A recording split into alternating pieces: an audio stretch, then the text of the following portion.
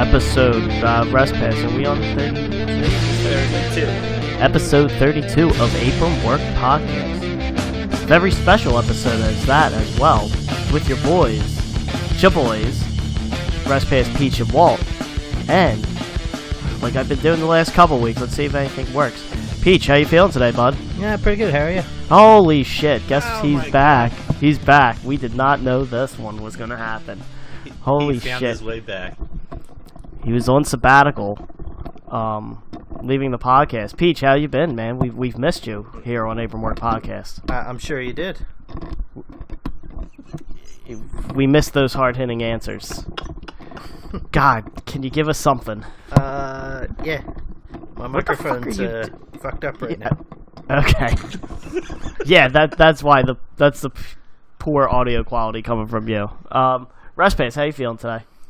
I am fantastic. How could I not be excited? Peachy's back. I know. Now we get to the awkward silences are going to be more abrupt and everything like that. I'm terribly hungover, so it's hungover. Wait, and why are sick you a little hungover? bit, so- because I drank a lot. That's different for you. Yeah, I know. Hey, you missed an episode where I was actually a drunk one, Peach. Oh yeah. I heard. That's I think the most surprising that you've listened to him. That I Maybe actually that listened explains to the product. Yeah. No, so we called it out. Rest Pass had sent some stuff out on social media, and this week we're going to talk about SmackDown. It is hitting up its 1000th episode on Tuesday. And I think it started in 96. Is that when SmackDown started? Peach, you have the Wikipedia up. You have the Wikipedia I up. do have the wiki up. The wiki says it started in 99. 99. A play off of the words that The Rock said. Play of the SmackDown. And it turned into a 1,000-episode TV show. I think it is the second longest, whatever WWE's phrase is, second longest running episodic television show, and it's only behind Raw, which it will, in theory, will never catch up to. But we figured we would just kind of discuss what, some of our favorite moments from SmackDown, wrestlers we associated with it, and Mike Rest Pass had put out there on social media to get, some of your responses on, what are some of your favorite events that, we're not going to lie, we're going to use those as our main talking points today. So, no, I have a couple That is literally not the question I put out there, but... What was the question? I actually asked before we came on here, did you see the question? Yeah. The question was technically, there was three of them. questions, yeah. Yeah. It was what wrestler other than The Rock, what wrestler do you associate most with SmackDown? Right. What was it? What was one of your favorite moments on SmackDown? The most memorable moment on that Most episode of memorable SmackDown. moment. And then what was the middle one? That's the Your favorite announced team in the history. announced team. That's what it was. Yes. Okay, now you can go where you were going, Walt. I forget where I was going. So why don't we just jump in and answer those questions first before we? That was my point earlier. Ah, But, thank you. Good. Glad we ironed this all out before we started recording. This is what happens when Peachy comes back. We're so overwhelmed and overjoyed that we're just thrown off our game. Yeah. So Peach, we'll start with you. What for all three of them? We'll go wrestlers first. So, what wrestler do you associate with SmackDown, other than The Rock? And it's got to be Taz, but Taz is my ECW guy. I don't know if he actually ever wrestled on SmackDown. He probably did wrestle on SmackDown. He did. He actually had a very memorable match on SmackDown. He was signed by WWE, had a match against Triple H, but at the time, he was the ECW champion. And not WWE's version of ECW, it was the original ECW. Oh, I'm sorry, I don't know why I said WCW. The original ECW champion. It was some weird, I forget what happened with it or something, but Taz walked onto SmackDown with the ECW championship and fought Triple H for the WWE championship. Who won? I forget. Triple H did. I think Tommy Dreamer interfered. I was reading up on it today when I was like kind of looking into events, and like a lot of it was like, oh wow, I forgot that happened on SmackDown. So now, Peach, why do you associate Taz with SmackDown? From announcing. Okay. Like, I think he came into his own, and I think Taz was one of the better announcers that WWE had for a while. I hope you did not pick Taz in your favorite SmackDown duo for announce team. That would just make that answer so much better. What do you mean? Yeah, why not? If he just said the reason why he associates him with SmackDown is because of the announce team. So it'd be hilarious if he was not a part of his favorite announcer. I'd be more excited if PG can name other announce teams. The Comic Heel? The Comic Heel? Yeah, if you rearrange letters in Michael Cole's name. Oh, God. All right, Walt, who do you associate with SmackDown?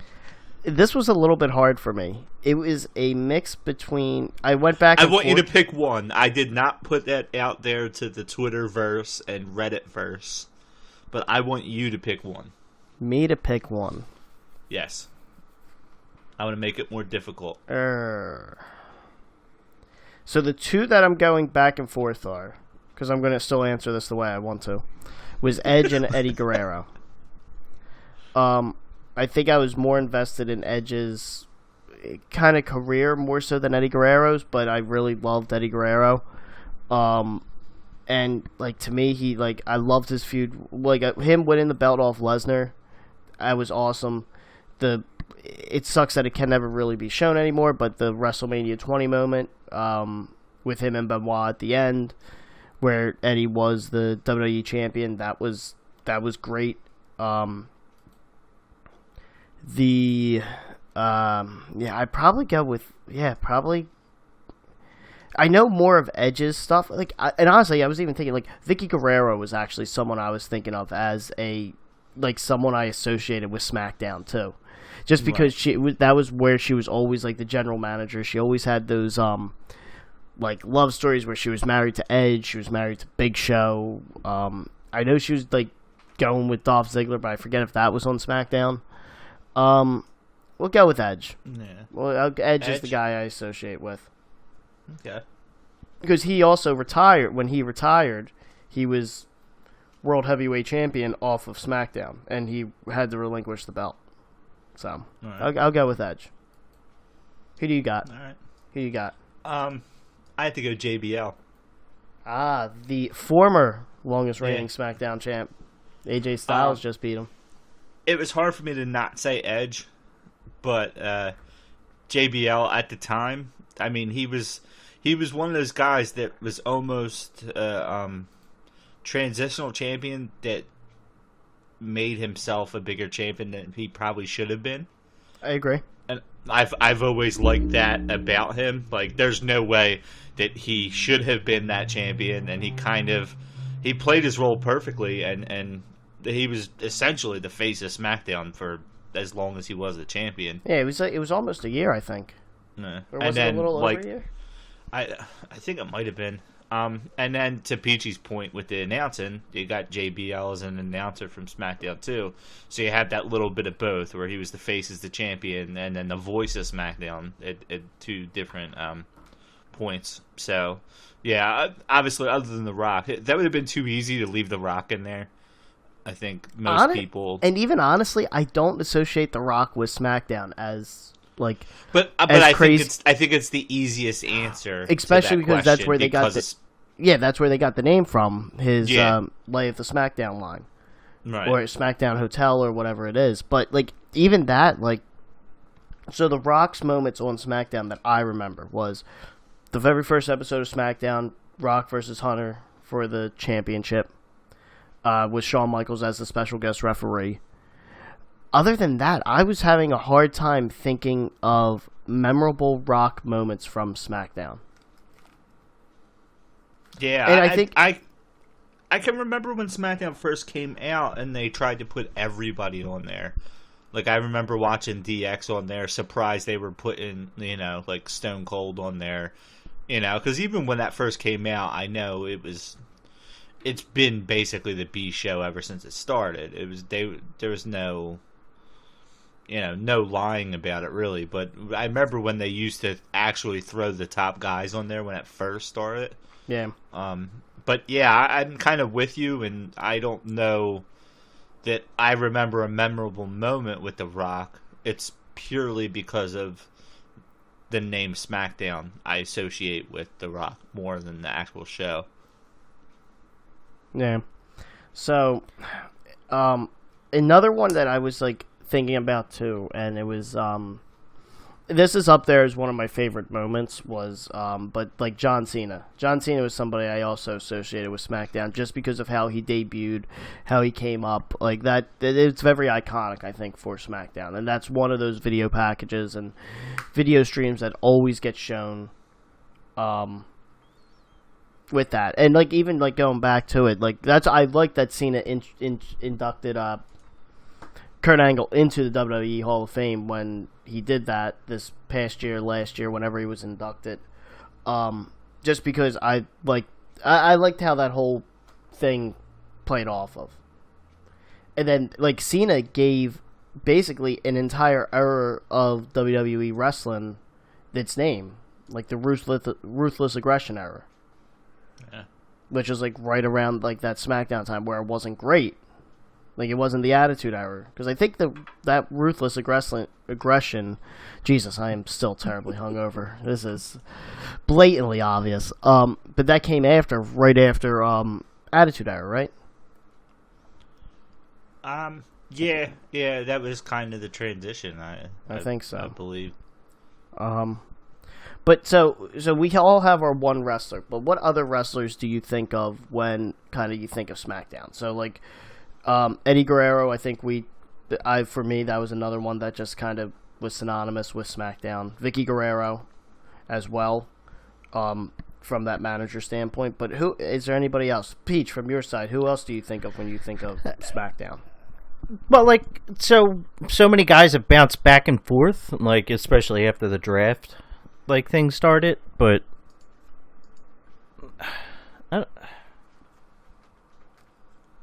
yeah. So I mean, like the draft, so here's let's kind of transition this a little bit. Is SmackDown better when it's its own show, or is it better when it's a commingling of all the superstars? I'll answer that real quick. I've always enjoyed it as a commingling. But their roster's it's too large right now for it to not be its own separate thing. This is probably one of the first times I've enjoyed it as being a separate brand because their roster's so big and it's just getting bigger. The more guys they sign, the more I'm enjoying it. But they could never be a single all show, one thing right now. I couldn't. I agree. That's what I think. Yeah, I love the idea that SmackDown. You know, what the heck was I gonna say? The original pitch for SmackDown was to be WCW.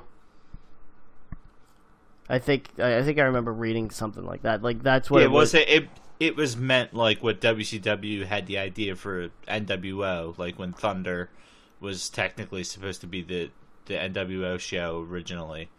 Yeah, I think I remember seeing that. It was meant to be the same exact thing, where it was more competing brands and not like it wasn't supposed to be thought of as two different things under the WWE umbrella. Yeah, but yeah, that's what. But I liked how it's kind of evolved. But I will say this, and even as we're like talking about it and like doing the research, like I feel there was more hype for the 1000th episode of Raw than there is for this. Didn't they have two different locations for the 1000th location for Raw? Didn't they do New York and somewhere else? No, they did that for the 25th anniversary of Raw. Oh. For the 1000th episode, it was just single spot. Yeah, wasn't that they brought everybody back for that though? Kind of like the 25th anniversary of Raw. Well, the 1000th episode too, didn't they? I think they brought a bunch of people back. Yeah. The Rock was the big one because then that actually set up the Rock Cena feud, or the not Rock Cena, Punk Rock feud, where Rock got the title. Yeah, they were the heavy metal one. No, so yeah, like I just don't feel the hype around this one, and especially like what's been announced so far for this coming episode. So you have the Cutting Edge, the segment coming back with Edge. Right. I don't think they've announced who. This is the thing I don't get. Evolution is reuniting on SmackDown, which is has that been officially announced? Yes. Yeah, but that was because Batista. I think that all came about with Twitter or whatever. Well, when somebody asked Batista if they asked him, and he said no, not yet, or something like that. And then out of nowhere, like a week later, it was announced that Evolution was uniting. I don't get with Evolution reuniting because Evolution wasn't a SmackDown stable; it was a Raw. But you also got to think, Randy Orton's there now. Yes. Triple H was a pretty big fixture of SmackDown. No, he wasn't. Well, at some point, yeah, at some point. I just always go back. He was one of those guys that jumped almost every draft. He kind of jumped back and forth, but Triple H was he had relatively big storylines in SmackDown. Well, the only reason why I say that is because of Paul Heyman's shoot thing from the ECW One Night Stand. The only reason JBL was champion for over a year was because Triple H didn't want to work Tuesdays. Yeah. So that's the only reason why I said that. But he used it. He was always the guy that jumped back and forth. It seemed like was Triple H. He did what Cena ended up being that. Yeah. Later on, but that's Triple H seemed to jump back and forth. Batista was a pretty big fixture on SmackDown. He was. And Ric Flair, wasn't he the GM of SmackDown at one point, or was he Raw? He was Raw, I think. But either way, like. Again, with Randy Orton being there now, and Triple H having a role on SmackDown, because when Benoit won the title, wasn't that SmackDown's title, right? It was the WCW title when he won it. It was the WCW title he won, but that was on Raw. Okay, yeah. All right. It was I thought I remembered Benoit and Triple H feuding over the title on SmackDown at one point, but I could be wrong about that. They might have. The WWE Championship has always seemed to live on. It lived on SmackDown longer than. Really? I thought the WCW, the big gold title, was more a SmackDown title. It was at one point, but I remember again, Eddie Guerrero won the WWE Championship on there. AJ Styles has it now. That's currently on there. Yeah, it kind of went back and forth, I guess. There you go. How about this? I associate the big gold title. You associate the WWE title. Pete, what title do you associate with SmackDown? ECW. I mean, I don't. Technically, he's not wrong because there was the time where they were doing the. That's the only reason I said it. Well. Because technically they did the, what was it, the Superstar sharing thing or something with ECW when ECW had its own show. Stop trying to make sense out of Peaches. Listen, it's stretching. It's currently like my sweatpants now, stretching. Oh my god. Do you have an erection? Man. Yes. it's because you're back, Peach. I'm so excited. Good. Yeah, what other titles do you associate with SmackDown? That's like a good. Well, it's like so. What was always on there? The U.S. title was in JPL's cabinet. But like every draft, I feel like that. I feel like that got moved around worse than the World Championships. It seemed like every single draft they tried to like change those titles to prove that hey, anything can happen. The titles can change. Look, this. Raw's got both the Intercontinental and U.S. What's going to happen? And then 2 picks later, the Intercontinental makes its way over to SmackDown. And you're like, oh no, we thought we saw champions on here. We saw that coming. Yeah. Somebody's going to wrestle for it. That there's going to be a Raw guy wrestling for the SmackDown title at the next pay-per-view. I wonder who's going to win. Yeah. But we always talk about, but I do enjoy so now I like and don't like the co-branded pay-per-views. Like I'd agree. I agree. I like them because it's less pay-per-views. Because listen, last year or 2 years ago when they were doing like a pay-per-view every 2 weeks, that was rough. Like it was. I think what they could have done is do what they're doing with these fucking stupid super shows. Is essentially just make them specials. Like call like the Big 4 or Big 5, Big 6, whatever fuck you want to do is pay-per-views. Let them be co-branded. And then give us like a 2-hour special that's essentially like a pay-per-view, but just put like the champions on it and let them have their own thing. Or your major storylines. Not just the champions, your major storylines. Yeah. Because it has, like Hell in the Cell with Jeff Hardy and Orton. Like, that made sense. But even now, you mostly get a bunch of championship matches and maybe one that's not.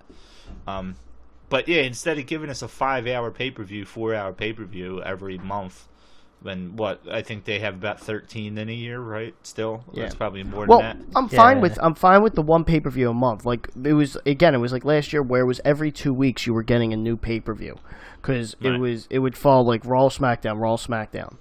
But I like those because it would then better showcase the talent and the storylines just directly affecting SmackDown or Raw. Yeah.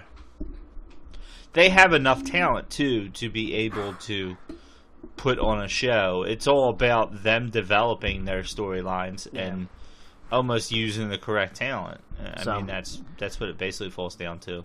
All right, let's jump over to let's go to Moment. We'll jump over announce team just for now because I want to go into Moment because I feel like I could talk at least a little bit more about these than probably the announce team. Don't you think? Let's go to the announce team real quick because I don't expect us to talk very long on it. Okay. And we'll spend. I don't know if I have a favorite announce team just because I don't really know any of the announce teams that were on there. Peach, who's your favorite announce team? Well, it's got to be Taz and Michael Cole. All right, thank you. Walt, what's your favorite announce team? I'm going to go with... Actually, I like the current one. I like Graves, Phillips, and Byron.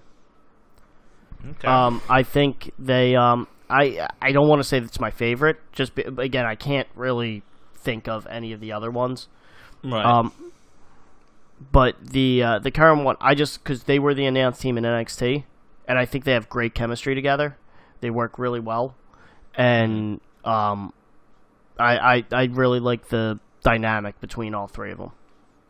Mm-hmm. So Todd, is it Todd Phillips or what's the guy's name? I don't know.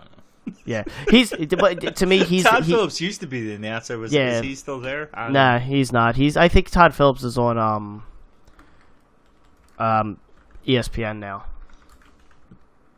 But the new guy. Mara?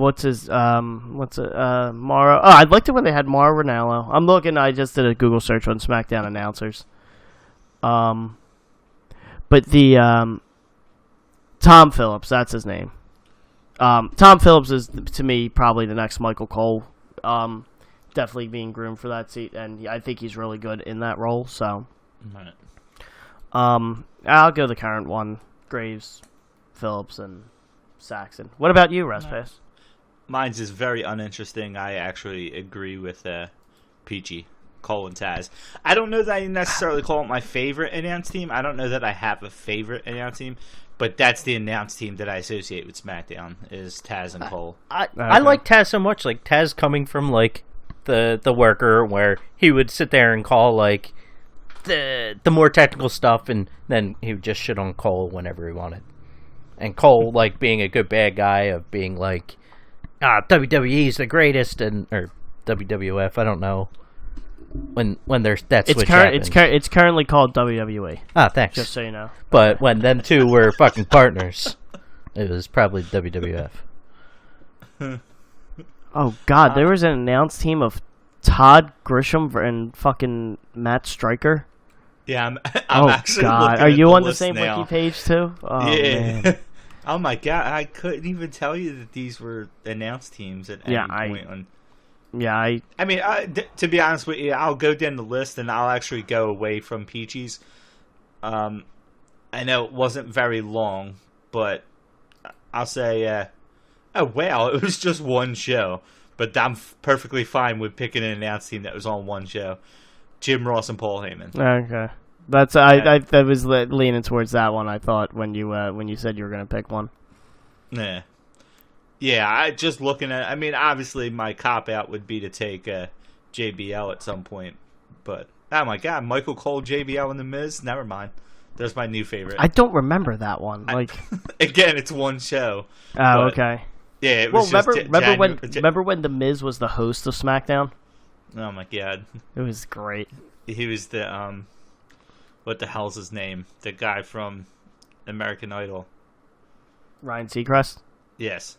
He's the Ryan Seacrest. No, let's be real. Ryan Seacrest is the Miz. Is the Miz of American Idol. Yes, yeah. Yes, I agree with you. So, all right, jump into moment. Now, my favorite moment, or at least the moment I always associate with SmackDown, is an uninteresting one because it's probably everybody's, or at least everybody can relate to it.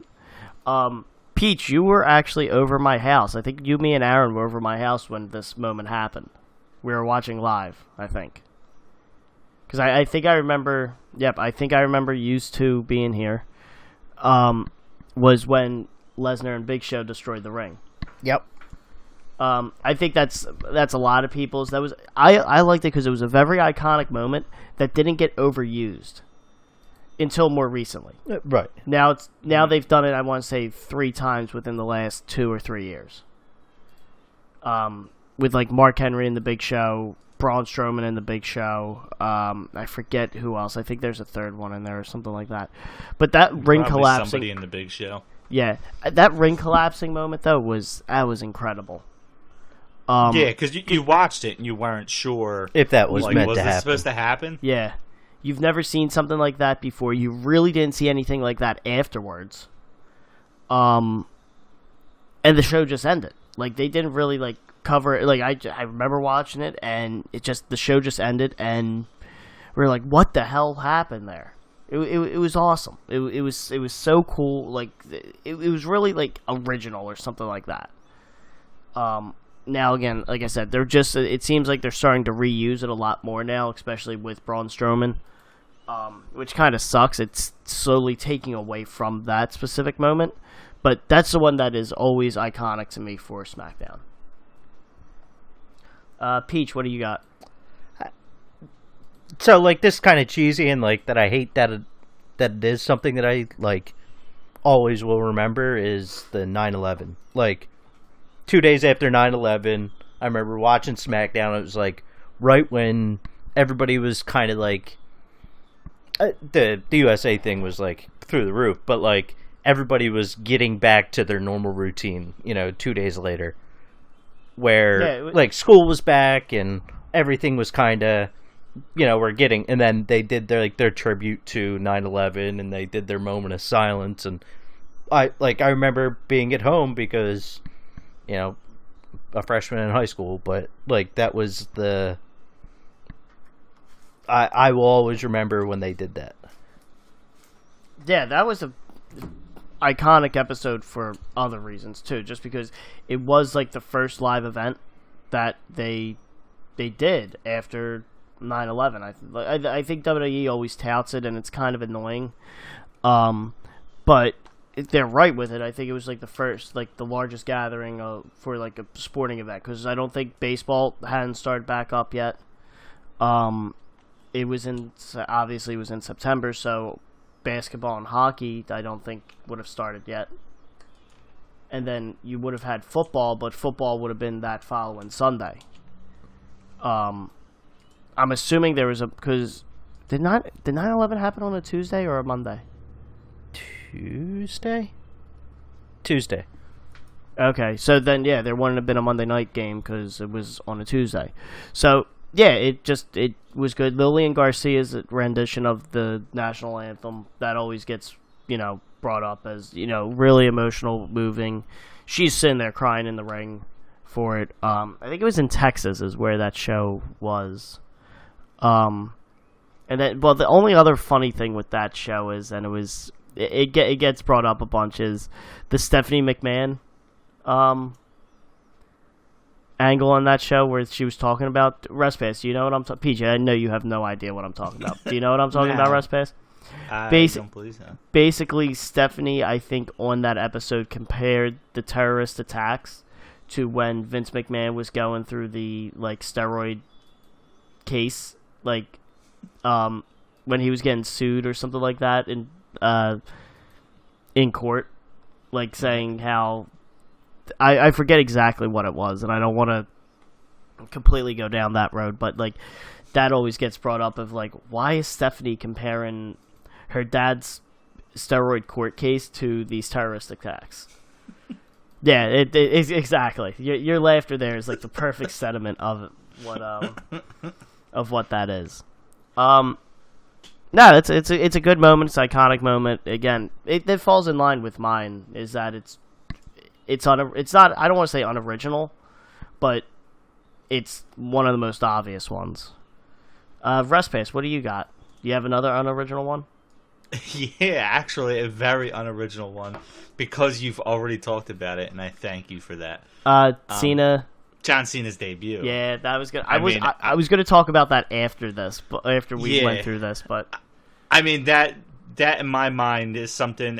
There's actually, looking through stuff, there's another iconic moment, but I didn't realize that was SmackDown. I don't remember that as SmackDown. I do remember the John Cena debut with Kurt Angle, the Kurt Angle's Invitational. I remember that, where they would get, guys you never heard of and seen before come out. And John Cena, I still remember him coming out and being like, wow, this dude's built, usually when the guys came out, they didn't look like Cena did when he came out. Yeah. And I still, it's still memorable to me, obviously because of what John Cena's become. But being a big Kurt Angle fan too, I loved whenever he would call the guys out and just basically beat the hell out of them. They'd get a couple moves in, you'd be like, oh crap, he's gonna lose, but Cena was one that actually kind of took it to him, so it stood out at the time, because you were like, why did this happen? Who is this guy that they? And I remember it was a 3-minute challenge or something like that. They had the last in the ring for 3 minutes with Angle, and Cena pushed them to 2 minutes and 59 seconds or something like that. Yeah. Didn't actually win the challenge, but I think he might have came the closest out of anyone. Because isn't that's that one thing, and obviously we're a podcast, but where he kind of puts his hand up and he does the I was this close kind of thing. Yeah. I think I can still picture him doing that. Yeah, as Angle's leaving the ring or something like that. Yeah. Yeah. He does that. And then you had the scene backstage, I think, where it's Undertaker shakes his hand and stuff like that. And it wasn't no ordinary Undertaker, it was the American Badass Undertaker. Yeah, and that just means more. It does. That's the true Undertaker. No, so what other? So those are the main ones we think of. A really terrible, bad. Even when I was younger, going, this is bad. Was Big Boss Man at Big Show's dad's funeral. So you found the top 10 list out there that has that as number one. That good. That was so bad. Oh yeah, but I remember watching that, going, this is too far. This has become unbelievable, even in the world of wrestling. That was funny though. Fucking Big Show riding on the casket hood of the car. No, the casket. On the casket, getting drug around. Oh god, I forgot. Big Show was in a WWE title feud. That's kind of funny. Oh man, I want to jump into this before you do, Walt. The one I was talking about that I didn't realize was on SmackDown was the Austin Booker T in the grocery supermarket. Store? Yeah. I actually did not. If you were to have asked me before we were kind of preparing for this, I would have guessed that was Raw. Me too. I don't associate that with SmackDown, and it's probably because they were in a supermarket. But I don't associate that match with SmackDown. So seeing that it was on an episode of SmackDown surprised me. But in my mind, that's probably the most memorable moment. But I don't associate it with SmackDown. You know what I mean? Yeah. Like that one probably stands out more than a lot of these other ones. I think most people remember that because of it being them fighting in a supermarket, and that thing gets replayed like crazy. Oh yeah. But yeah, I never associate it with SmackDown. One moment that I always thought about too, and it is on like a bunch of lists if you go through for SmackDown moments, and it's a Kurt Angle moment. Do you know which one I'm going to talk about, Russ Pace? Iron Man. The Daniel Peter Yep. one. Yep, I remember that one. And that was just crazy that he tried, like, Kurt Angle almost like got hurt. Yeah. Like, and I think that was crazy because I remember it because it was like the Tough Enough guys. Was that John Morrison's season of Tough Enough, or I forget? I don't remember. Yeah. But that was yeah, that's what happens when you put a trained UFC fighter. Yeah, you put a trained fighter in there, and you know the juices get flowing. That's still not a good excuse to use the phrase "the juices get flowing." All right. All right. Well, I was trying to. It was a callback to your tight sweatpants. Oh. Well, my sweatpants are tight because I'm fat, not because of of that. I'm trying to look through to see which season he was on. Daniel Pewter. Okay, it was actually Tough Enough season 4, and Pewter was the winner. Miz was on it. Who else was on it? Ryback was on that season. It wasn't that was he won or whatever. He was like in the Royal Rumble and they beat the shit out of him. Yeah, it was like him, Hardcore Holly, Benoit maybe, and Eddie Guerrero. Yeah, and they just fucking chopped the shit out of him. Oh yeah, they destroyed him. Yeah, what other I was gonna say, are there any other major moments you guys remember? Remember, we can go through the like social media responses after this. Yeah, and I'm actually gonna stay away from these lists a little bit. Let's go with and I'll actually start this, but I'll pose the question too. Some of the most memorable storylines will go a little bit different than what I put on there. Not necessarily moments, but storylines from SmackDown. And mine is probably what you would have picked, Walt, and I'm going to get to it before you can. The CM Punk Straight Edge Society. I mean, that's it's SmackDown as a whole. Like, that's I just sit there and that was such a great storyline. And no offense to SmackDown, you know, if you're out there listening, I apologize, but you will always be the B show. It got wasted on SmackDown. That thing, and I think it was because it was on SmackDown. I think that's the only reason why we got it was because it was on SmackDown. Yeah, and that's what. Yeah, I wanted to make sure I reiterated that was we only got it because it was on SmackDown, but it was. It could have been so much bigger than it was.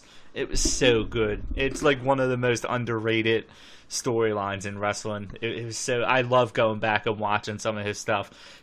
And I know a lot of people say with Hardy, but I loved his stuff with Rey Mysterio.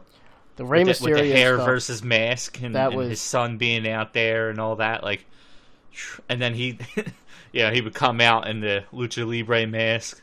Yeah, it was just so good. They'd have random people, I know they were local wrestlers, but yeah, shaving their heads. It was I would have volunteered to shave my head for that. That had to have been awesome. So the funny thing is, that was not the storyline I would associate with SmackDown. Not really. No.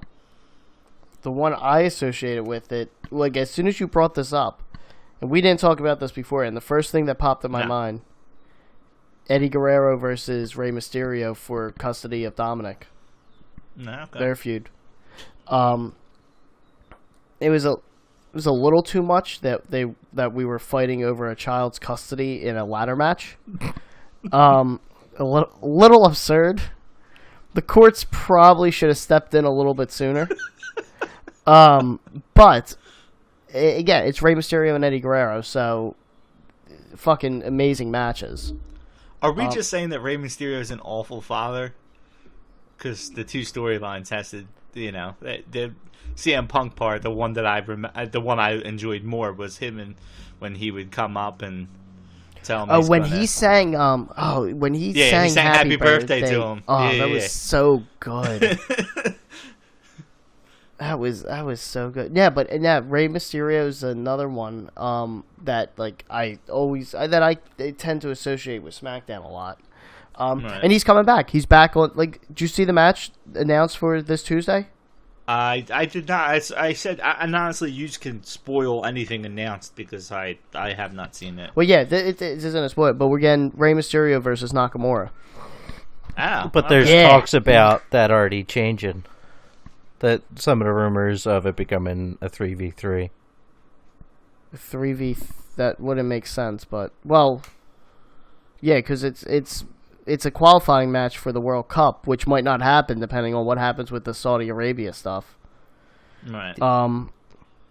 But yeah, no, Rey Mysterio's versus Nakamura and you gotta laugh at that World Cup thing because of all the current people that are entered into the match. Yeah, they had like. Not to go completely off of a side tangent, but and we're going to right now because Cena, Angle, Orton, and Hardy. I think they had so much potential for this damn thing to make it like the Angle should have been the representative from the U.S. It's what should have happened, and they should have. I realize Owens legitimately hurt, so he couldn't necessarily be your Canadian guy. But you have Rusev, you have Jinder Mahal. This thing didn't need to be top names. I know that they're calling it the World Cup and they want it to be a big deal. Yeah. So some of these guys are a little bit more difficult, but you could have easily. You could have had Shinsuke, Rusev in there, Jinder Mahal. I don't know if you wanted to put 2 U.S. guys in, fine, but yeah, to have 4 of them. I'm kind of glad though that they're going just basically old school with this tournament, like all older wrestlers, because Right. you're not. It's like so, like let's say you throw in Nakamura, Samoa Joe, Kevin Owens if he wasn't injured, Andrade Cien Almas, Ty Dillinger. You throw in all these younger guys. Some of those guys are going to have to lose. And like a Ty Dillinger, really, I don't want him to lose anymore. Nakamura. But that's the thing. You put Jinder in there. Jinder can take a loss. Rusev can take a loss. Almas can put on a good match with somebody, and I get what you're saying, but I feel like it should showcase a little bit more of the World Cup. I mean, put the Undertaker in it. No, he's in the tag team match. He's from Death Valley. That's not anywhere close to the U.S. I just hope we get Cena against Angle. That's what I want to see. I hope we do too. Yeah, I want Cena coming out in the same tights he wore when he came out to face Angle. That would be awesome if Cena came out like that. It'd be funny if I could see them doing it there too, because Saudi Arabia is like 15 years behind in wrestling material. It's not just wrestling. Like it's not just wrestling. I'm trying to get away from that wall. All right, is that where wrestling podcast that World Cup's going to be? The crown jewel or whatever? Yeah. Yes. Yeah. But well, maybe not to go into the whole political side, and we're going to move on. Something happened. I don't know exactly, and they killed a journalist. So there's backlash against WWE to kind of not do it, and because basically it's a promotional event to support. Hey, come visit Saudi Arabia. So that's beside the point. Let's just jump back into SmackDown because I know more about wrestling than I do current events. Let's. I'm gonna actually jump way off course here a little bit because we're already off. I seen that the NXT UK is starting soon. That's nice. Yeah. Just want to. What is that? Is that the 17th? I don't even remember. I forget. I think it's this Wednesday it starts. Yeah. Now, my huge wrestling fandom is showing. Is it after the other NXT? Are they showing them back to back? They might show one actually 5 hours before. Yeah, they're showing the British one, the UK version, essentially at 8 o'clock primetime spot in the UK, so I think it's 3:00 here. Is really? when it goes live. I'm sure they'll once the Mae Young Classic's over, and they'll probably air it after NXT normally, Right. like a copy of it at night. But yeah, I don't watch any of that stuff live anyway. I usually watch them on replay. yeah. But yeah, that's cool. I've been waiting for that to start up because if it's anything like the regular NXT, then now I have two things to get behind for a couple weeks and then watch them in bulk. Oh, it's from like I've read a bunch of the spoilers. Some of the matches are really good. I think like this is what the World Cup should be. Yeah. Like it's essentially Triple H is recreating the territory system, but all under WWE brand all over the world. Yeah, and if the World Cup was a WWE pay-per-view in like New York, it probably would be something like this. But yeah, when it's in Saudi Arabia, they are still finding Yokozuna to jump in. Yeah, he'll be in the World Cup. They should put Titus O'Neil in this thing. He should be involved in every Saudi Arabia pay-per-view. Yeah, yes, and it's just the comedy gimmick of him sliding under the ring. Yeah. Wait, isn't he right, Mr. Worldwide? Like, isn't that one of Wolf, his? Wolf. Is it Mr. Worldwide? Isn't that Pitbull? That is also Pitbull, but wasn't He's Titus Worldwide. Titus Worldwide. Yeah. Yeah, I don't know much about Pitbull to know his He's Mr. his 305. nickname. Is he? If you type in Mr. Worldwide, You'll get you'll Titus see Pitbull. O'Neil. You say worldwide, all I think of is Prestige Worldwide. All right. All right, so back to SmackDown. Fresh Pass. Let's address the social media stuff. So, what kind of responses did you get? We got a good amount of responses. Oh my god, that was loud. We got a good amount. I'll start with Twitterverse. For our answers, we got 3 responses on Twitter. Booyah. Thank you. There's not really... okay, one person actually said The Undertaker for who they associate with SmackDown. Then we got Fico's Inside Source, Mike Berry, said Undertaker, Edge, Eddie Guerrero, Rey Mysterio. And then another response we got was Undertaker, Eddie Guerrero, Edge, Batista, Rey Mysterio, and Kurt Angle. So yeah, there's a lot of Diversity. repetitiveness there. Yeah. What about moments? Batista was a name that I know we talked about a little bit with the reunion, but that's the first time I'm seeing that. We'll go announce teams. Do you remember the one Batista moment that comes to mind is when it was like I think he was fighting for the title against Rey Mysterio, and I think he called out. He was like, "Eddie's dead." Like they went down that road with the storyline, and I'm like, that's a little too much there. Nothing is too much in wrestling. No. All right. Yeah, didn't you see the Big Boss Man fucking drag Big Show's dad around? Speaking about going too far in wrestling, and this is going to be off of SmackDown, actually off of WWE. Did you see the Twitter exchange between Austin Aries and John Morrison? I did not. Oh my god, let me see if I can find it. Ooh, it was so... and it was definitely storyline, at least I'm hoping it was storyline. Well, because Aries is... Bound for Glory is tonight, so are they fighting? Yeah. They had a match, and it was like a lead up to it. And okay. I don't. Please let me find it somewhere. I want to actually find the tweets. I don't know if they. I don't know if Aries kept it up. I think he deleted one of them. No, okay, that's. Live for Bound for Glory. Alrighty, let's see. What is the match card for this? Moose. I like Moose. I only a lot. see people explain and shit. All right, yeah, well, it's talk a little bit about it, and then I'll talk a little bit about what the tweet that I had know nothing about. No, well, about the event. It's setting up. Well, it's setting up for TNA's Okay. been. All right, I found it. I ripped real well.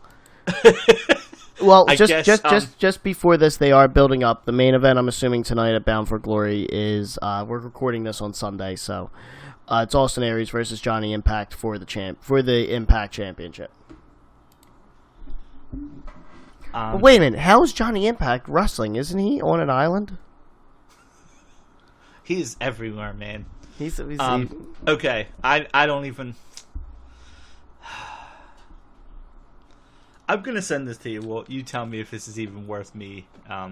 Well, I think saying. at this point we should probably mention it since we've talked about it for. Read it. I don't know if I can even say it out loud. What the? I don't want to say that out loud. Exactly, that's just my based point. off of the link. Yeah, go in and read what he says. Oh my god. Yeah, if you scroll down a little bit, you'll see it kind of highlight it in black. Yeah, I'm gonna not know. Yeah, that's what I'm saying. I don't know that I want to say it out loud. Yeah, no, I don't. For those of you that know what I'm talking about, out there, and for those of you that don't, I don't feel right reading this out loud. But essentially, and I'll kind of ballpark what happened. Austin Aries on Twitter, because him and Johnny Impact. And were just for feuding. reference, this didn't happen on SmackDown, right? No, okay. No, it did not. I know I'm getting off topic. I'm perfectly fine with that.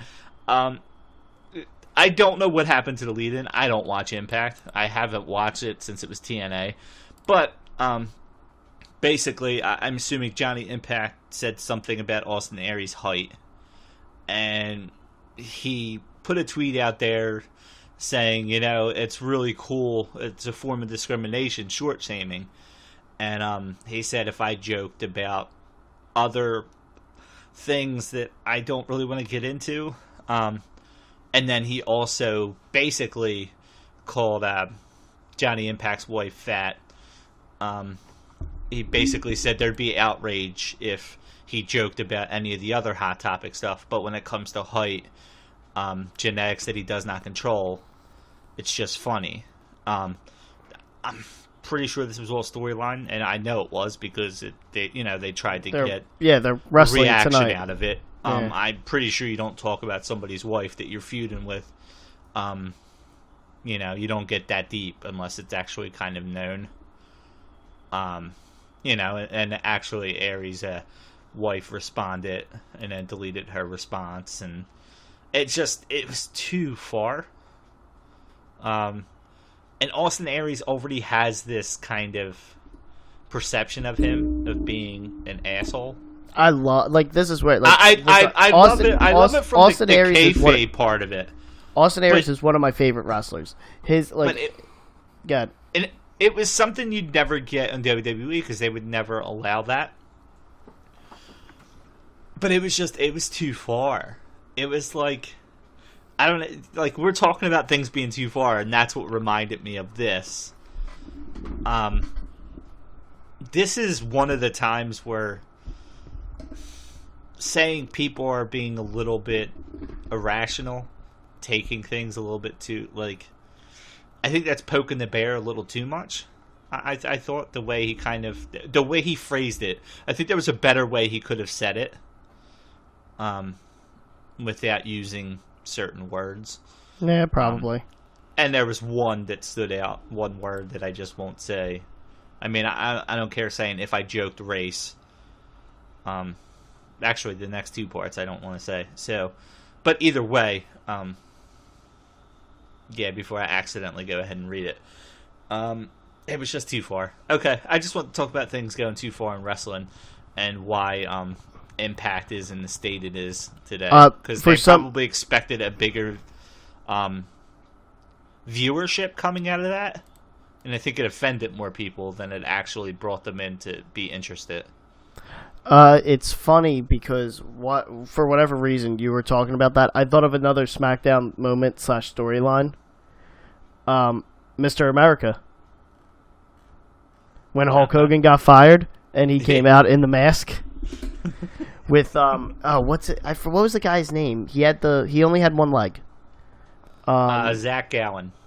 Yeah, that was a great storyline too from there. The Zach Gallen story when he was getting freaking destroyed by Lesnar. Yeah. In one leg. Oh my god. Yeah. He was real. He was. Yeah, I liked Gallen. Like he was good, but obviously it's hard to fight with one leg.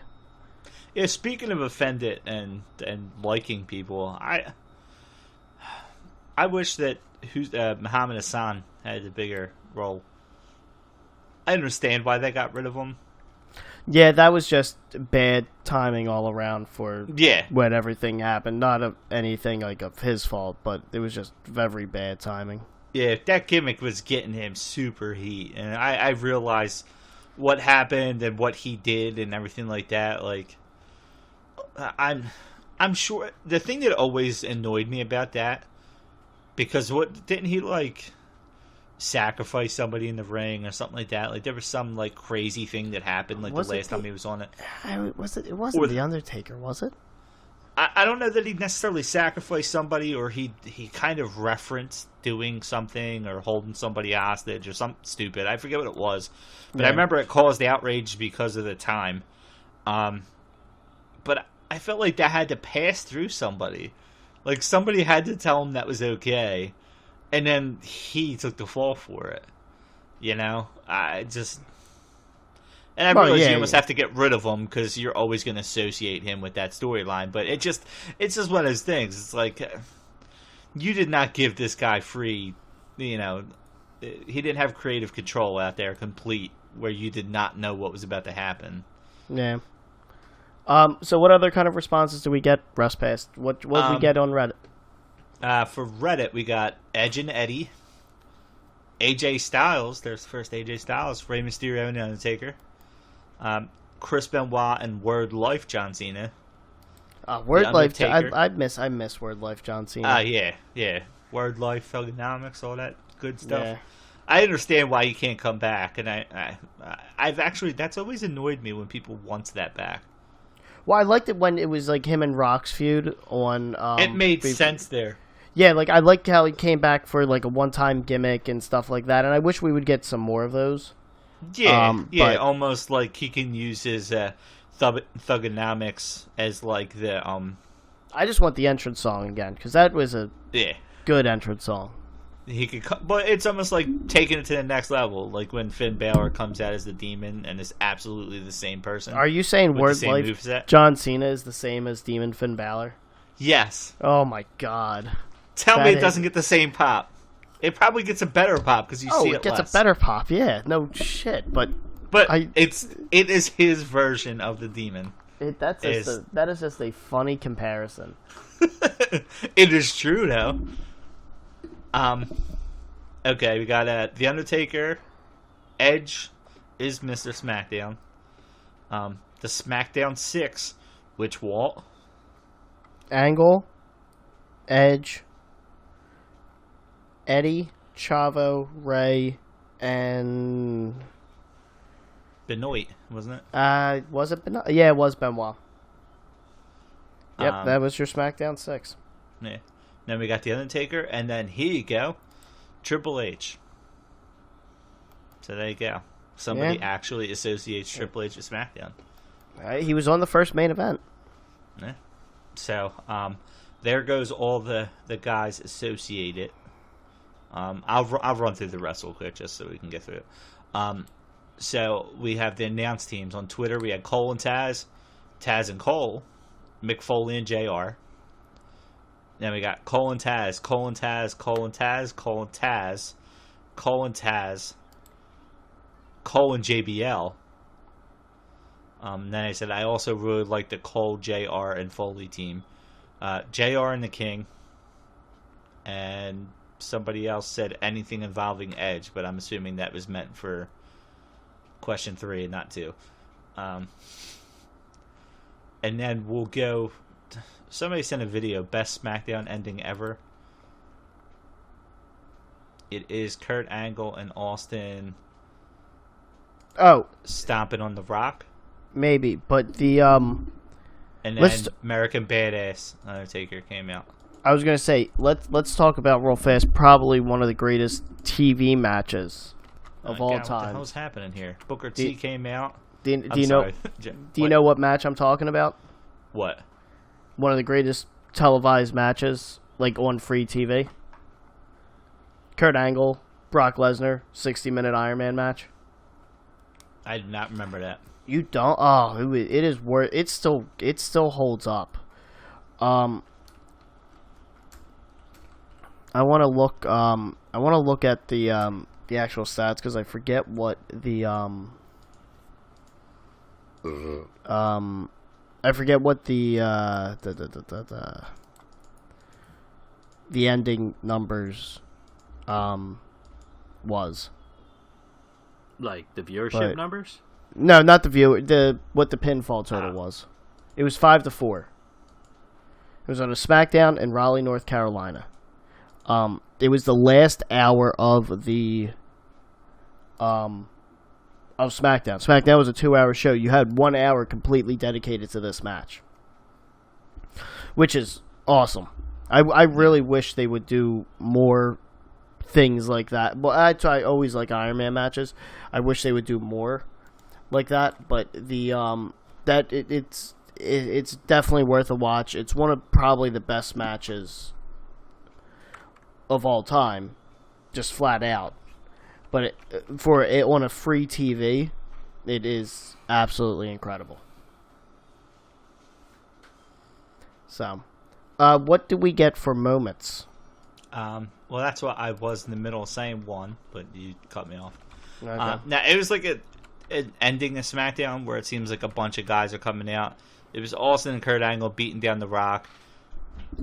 American Badass Undertaker comes out, choke slams Austin. Booker T comes out.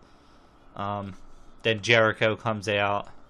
It's just a bunch of people doing like their main moves. Rob Van Dam comes out. And it ends with basically Vince McMahon. Looks like it might be Shane McMahon, Big Show. It ends with Austin standing in the ring, everybody else laid down, and Vince McMahon and Austin staring at each other. I don't know. Just seems like a lot of finishers and shit. I'm fine with that. The Fico's insider, Mike Berry, says the ring exploding on Brock and Big Show. Again, it's not the most creative answer, but it's definitely one that left an impact on a lot of people. Oh yeah. Like you said, it's almost the obvious route to go. But yeah, when you're talking about most memorable, I mean, obvious is usually what you remember. Yeah. The TLC Triangle match. That was this the first one with the Dudleys, Hardys, and Edge and Christian, I think. I don't know. I don't know. I actually, that's not the only time somebody says it. So I probably should have looked this up. Come on. What? Nothing. I was more so just making a joke. Yeah. Okay. Well. But. Yeah. I don't even know. Yeah, I think. Yeah, I remember there being a TLC match, and I think it was those three. I just forget if it was the first one of all of their matches, or if it was. So I think that might have been TLC 2 or 3, maybe. I forget. I really forget that. What other moments do people have listed? Billy and Chuck's wedding. Yes. And we got the Great Khali's debut. Hold on. First off, it wasn't their wedding. They were confirming. They were just joining together to be tag team partners for life. So that it was their wedding. The Great Khali's debut. And then the person puts laughing my ass off. I started watching in 2006, and that was my first proper SmackDown. Dude scared the shit out of a 12-year-old me. So that makes more sense, you know. A little bit younger. He scares me now. Yeah. Great Khali. That's just the way he wrestles. Just when I see him, I know it's going to be a dumpster fire. Then somebody else says tag team TLC. Maybe we should figure this out. When Brock and the Big Show collapsed the ring, this is where we got anything involving Edge. Brock smearing Hogan's blood all over himself. I think I remember that. Like, I think he like wipes it over his chest.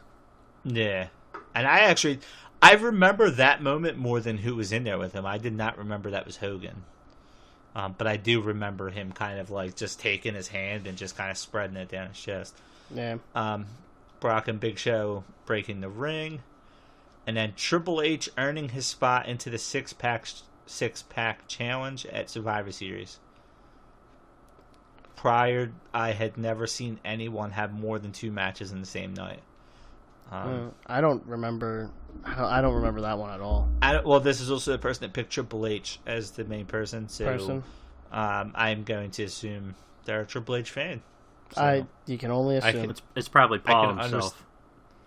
I can understand. Yes. What you're on a first name basis with?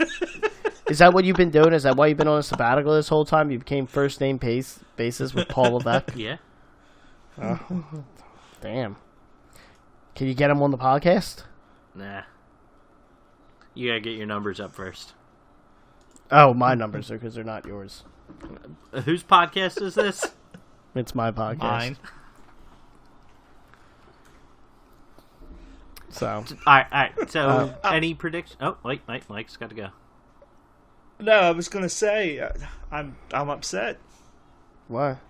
Ariana Grande and Pete Davidson split. Oh God, can we? Okay, Peach, I can't believe I'm going to say this. I'm sorry, I'm on Twitter. I'm on Twitter. I can't believe I'm going to say this, Peach. It sounds like something you were going to say something insightful. What was it? I was going to ask like your predictions for what's going to happen for the SmackDown 1000. Nothing crazy. Like again, does like Vince I don't come feel out like and like speak? Does he toot his horn? Nah, I don't think Vince might come out. Who knows? I'm upset. Like I hope they get a surprise appearance from The Rock. Is it really a surprise? Yes. Yeah, he's not announced. What insider do you have, Peach? It's me and Paul, all right? No, but like SmackDown was named after The Rock. Like, yes, it makes logical sense that he should show up. But wait a second. Before we get into this, one person who I associate with SmackDown did not get mentioned, and I'm upset. And I meant to mention him earlier, and I'm so upset that nobody mentioned it. You even mentioned Vicky Guerrero, Walt, and that's Teddy Long. Are you talking about Teddy Long? Oh man, how did he not get mentioned by a single person in a tag team match with The Undertaker? Okay, go back to what you I was I actually realized when I was going through the one list of managers or of like the commentators that had managers there, we should have posed the question out there: who's your favorite GM from SmackDown? Yeah. I just threw together a couple questions real quick, and the GM probably would have been more fun than the announce team, to be honest with you. Yeah. But no, like he's not announced to be there, like so, and it's The Rock, so it's. He shows up all the time. And no, he doesn't. Like, this is getting awkward. I'm actually going to spoil stuff. How about that? Okay. For those of you that don't want to be spoiled, stop listening. There are names scheduled other than the Cutting Edge. There are names scheduled to be on Tuesday's show, such as Booker T and Big Show. The report noted The Rock is currently in London filming the Fast spin-off film, Hobbs and Shaw. If he does appear, it will mostly be a video. So there you go. It would be a complete shock if he showed up. He has done, though, the quick airplane ride or something like that. So it'd be really awesome if they can somehow get him in, but... It'll probably be a video. Yeah. My one issue with the show, and I'll say this real fast, is I'm upset they didn't push it to 3 hours. Because I feel like we're cramming a lot in there in a 2-hour show. Oh, did you know that Cutting Edge is not scheduled anymore? It's not? No, the segment was then taken off the site, and an announcement now redirects to the show's page. The segment while the segment is no longer scheduled, Edge is still expected to be on the show. Oh, that sucks. Well, Now, as long whether as or not Edge they'll does. still have it and it's just not announced, Yeah. I don't know if maybe it was meant to be a surprise and they put it on there. Dude, who the hell knows? But below is an updated lineup for next Tuesday. So I don't know if these are spoilers or if these are names already known. The Undertaker and Kane are going to return to SmackDown. Evolution reunites with Triple H, Orton, Batista, and Ric Flair. Dude, this would be a I knew about perfect that time one. for the Undertaker to come out as American Badass. I'm just saying. I would love it if Undertaker came out as American Badass for this. They should all come out, like all of them. Like I want to see Corporate Kane. I want to see Isaac Yankman. F Yank him? that. Yeah, Yank him, whatever the hell his name is. I want to see the Rocker Shawn Michaels, and I want to see the old school, like proper Triple H, the actual Hunter Hearst Helmsley. Oh, I want to see God. them all The big come out. flowing That's what I wig. want to see. He's got to wear a wig. That's all I want to see there. Okay, well, Evolution reunites. Rey Mysterio returns to face WWE United States Champion Shinsuke Nakamura in a non-title WWE World Cup qualifier. I'm excited and disappointed for that match because I feel like it's going to be cut short. Yeah. Because of everything they're going to try to cram in there. So I want those two to get a good amount of time, but I don't think they are. That match has the possibilities of being incredible. Yeah. And also Rey Mysterio is fully back with WWE now. So Right. Then we got Michelle McCool, Tori Wilson, Vicky Guerrero, and WWE Hall of Famer Teddy Long return, plus others. Oh. Then we got advertised matches are Daniel Bryan and AJ Styles versus The Miz and Samoa Joe. that's probably your dark match main event. Nah.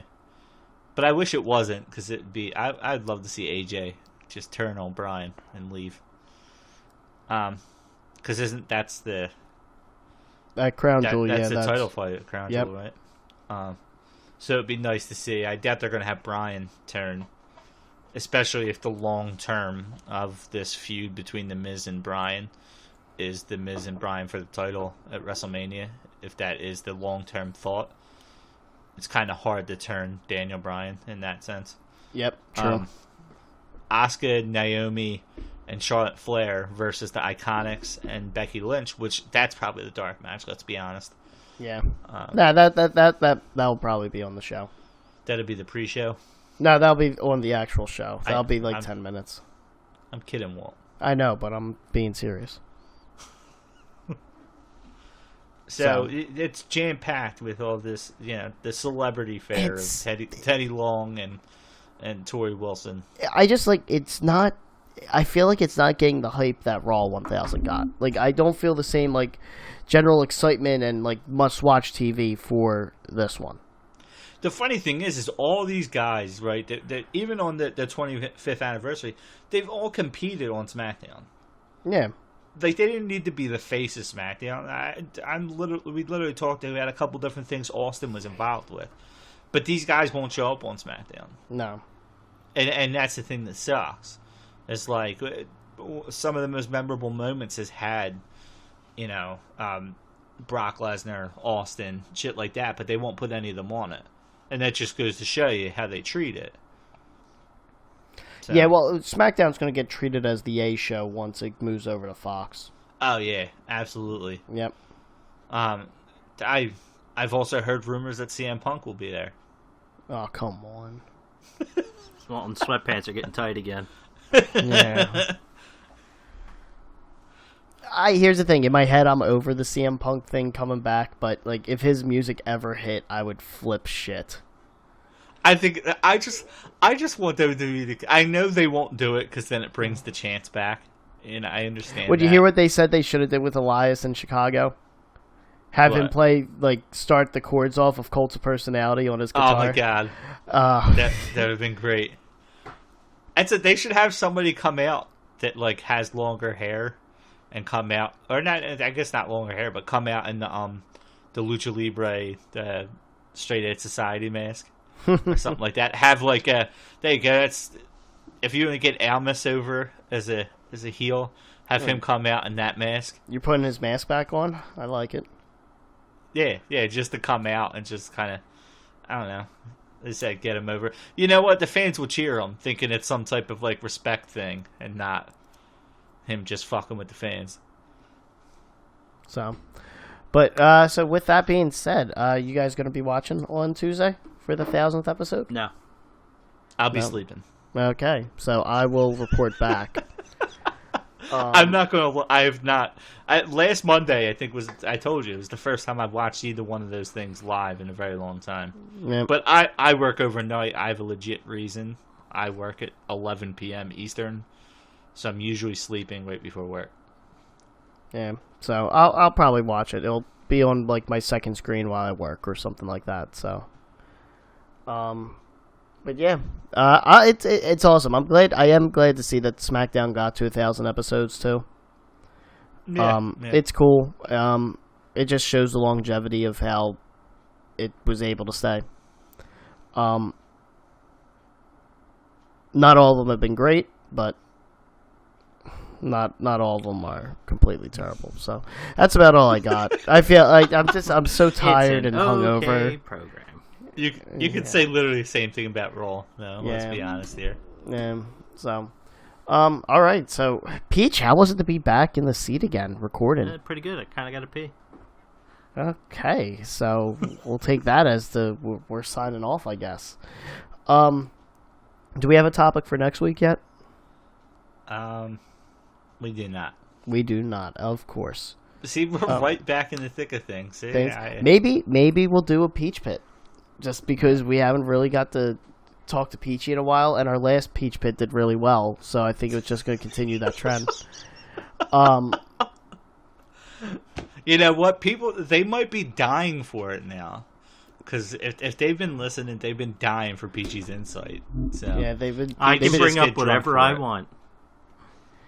Yes, and it gets you more than 3 words on a podcast. So, yeah, maybe we'll do that. Who knows? We'll figure it out. But with that being said, if you guys got nothing else, I do. Go ahead. Can I continue on? Yeah, go ahead. Now, very quickly before we end. Did you guys see that Vince McMahon apparently has never seen a full episode? Oh God, NXT? you are terrible. Why? Because that's like it's a fake headline. Well, it's not a fake headline. It's just I don't think it is. It was something Triple H said. Yeah. Yeah, I can believe and it's funny because I know somebody shows the picture of Triple H or Vince McMahon watching it, but he's watching TakeOver. They were just saying that. I actually think there's truth behind it. I think other than the stuff he watches, I remember they used to say a lot of stuff about CM Punk, with the Straight Edge Society. That's how he was able to get it, because Vince really didn't watch SmackDown too closely. Yeah, so that's how he was able to let that kind of evolve. Yeah, Vince uses the people around him to watch the stuff and then give him feedback. So I guess I was just going to get your reactions on it, but I was just going to say it doesn't surprise me because that's been known about Vince for however long, that he trusts the people around him to kind of. But I just found it funny. People were like, "Oh, that's why he's so out of touch." And I'm like, "That's the way he's run WWE for how long now? He trusts the people around him. He can't watch every minute of every film." But I also think that he's trying to keep his fingers out of things. Like, if he controls everything, you're just going to get 3 of the same product rather than 3 completely different products. What was that face for? Was that's not the how way Vince he phrased McMahon, it, no, or Vince was McMahon that you saying like Vince why McMahon? the fuck? Why? No, Vince McMahon wants his hands in there. Yeah. Yeah. He's just a busy fucking guy. Yeah, I mean, he just it's not. Yeah, he's involved in everything else too that we don't see behind the scenes, where everybody's like, "Oh, he can't watch an hour of NXT." Well, I don't know. My life's busy enough that I can't even watch the hour every week. Sometimes I get behind, so I can only imagine somebody who's 1,000 times busier than I am not being able to see it every week. Yeah, if he had the ability to, he would have control over it. Yeah, he'd be sitting in the backstage area screaming in anybody's ear who will listen. Yeah, and we would have 3 of the same product. And it is cool that basically it all goes through Vince McMahon for approval for like storylines and stuff like that, it's still like Vince McMahon is still the one making the decision. Yeah. And to me, that's awesome. So, all right. So, anybody think anything else? You want to read a couple other headlines off of Reddit, RestPass, before we move on? Hey, that was actually Peachy texted me after his conversation with Paul. Oh, So, okay. Yeah. I I didn't even know it was a headline. Yeah. Because I read it, and I'm just like, and like you drew like the way the headline was phrased. It's like, oh, Vince McMahon doesn't watch NXT. Oh, like, no, that's not what I was talking about. I was talking what about the actual thing that Triple H said. And Yeah, oh, no, I don't that's even what think they he were- said he's never watched an episode. He said he's never watched a full episode. I think Well, is no. actually the way it's actually worded. the headline was Vince McMahon doesn't watch NXT, and they took it from that quote saying to where I don't think Vince has watched a full episode of NXT. Yeah. And it's just like twisting the headline yeah. to grab. Clickbait. Right. Yeah, thank you. I couldn't think of the word. But alrighty. With that being said, everyone, I got nothing else. Me neither. RestPass doesn't have anything else. Neither does Peachy. So You just telling me I don't. yeah, it's just because I'm gonna try to wrap it up, so we can all go to bed. I'm going to work, but Well, you can go to bed at work. Tell your boss Yeah. I said you can. I'm working a double tonight too. I'm Yeah. excited. Yeah. So, but all right, everyone. Thank you for listening. We hope you enjoyed the 1000th episode of SmackDown. And I got nothing Like- else. like, subscribe, share, blah blah Keep blah. listening. Prepare yourself for the Peach Pit next week, possibly. If Peachy shows up, that's the problem. We Yeah. just can't. Although Peachy doesn't show up, it might be our best Peach Pit. Oh my God! You know what, Peach? I'm just gonna Use your text you internet the again next questions and let you guys go with them. No, we will not use your questions. Me and Walton will try to figure out what you were going to ask us. Oh, Yes. So, with that being said, guys, thanks for listening, and we will catch you next week. Have a good one, guys. Later. is a U.S. mayor actually going to go to Saudi Arabia?